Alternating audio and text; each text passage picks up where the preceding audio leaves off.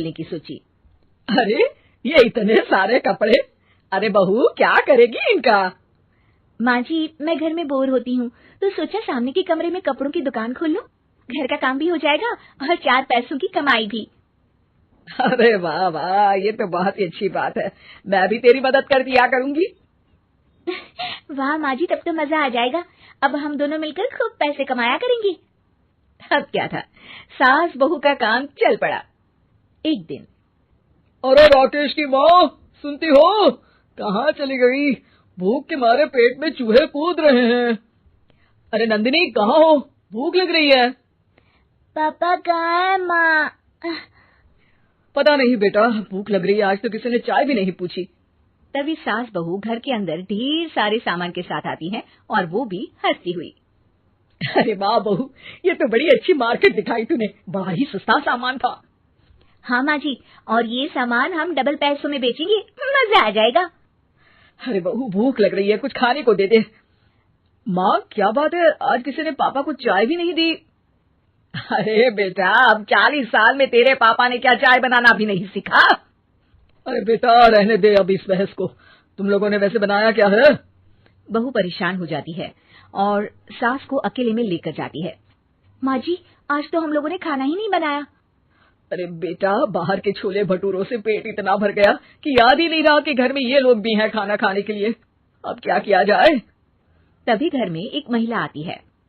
जी वो सुना है आप लोगों की यहाँ साड़ी बिकती है, जरा दिखाएंगे क्या? हाँ हाँ, क्यों नहीं। माँ जी, आप इन्हें साड़ी दिखाइए, मैं तब तक पिताजी और इनके लिए खाने का इंतजाम करती हूँ। सास उस औरत को लेकर सामने वाले कमरे में चली जाती है जहाँ उन लोगों ने दुकान खोली थी। वहीं बहू भी किचन में चली जाती है। अब इतनी जल्दी क्या बनाऊं? पापा जी तो खाने के लिए भी बैठ गए हैं। आइडिया, मैं खाना बाहर से ही ऑर्डर कर देती हूँ। थोड़ी देर में खाना आ जाता है और बहू टेबल पर खाना लगा देती है। हे भगवान, कितनी कड़वी दाल बनाई है बेटा। नहीं नहीं पिताजी, वो क्या बात है नंदिनी, रोटी तो चबाई ही नहीं जा रही है, लग रहा है रबड़ खा रहा हूँ। एक तो इतने महंगे होटल से खाना मंगवाया और वो भी इन लोगों को पसंद नहीं आया। तभी सास नोट गिनती हुई बाहर आती है। वाह माँ जी, बड़ी कमाई हुई लगती है। हाँ, मैंने वो 2000 वाली साड़ी 3000 में बेच दी। अरे वाह माँ जी। दोनों सास बहू बहुत खुश हो जाती हैं। मेरे पेट में ना बेटा जोर का दर्द हो रहा है। अरे माँ, क्या हुआ? पेट में दर्द? बाहर का कुछ खाया था क्या? मैदा तो नहीं खा लिया? मैंने छोले भटूरे खाए थे। माँ क्यों खाए? आपको तो पता है कि आपको मैदा सूट नहीं करता। चलिए माँ को डॉक्टर के पास ले जाते हैं।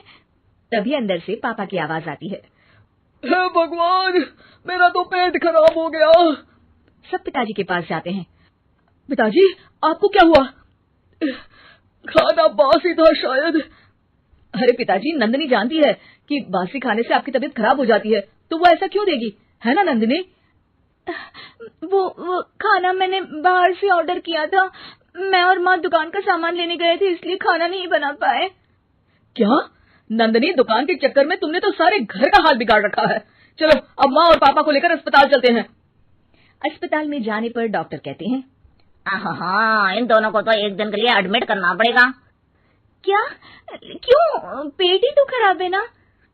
हाँ, तो घर ले जाइए ना, अगर लग रहा है कि कोई बड़ी बात नहीं है और हम सिर्फ पैसा कमाने के लिए इन लोगों को एडमिट कर रहे हैं। नर्स, जरा इन लोगों को बिल तो दे देना। चलिए मैं आप लोगों को पैकेज समझा देती हूँ। जब बहू के हाथ में बिल आता है, हे भगवान, 60,000 रुपए, इतना तो मैंने कमाया भी ना था।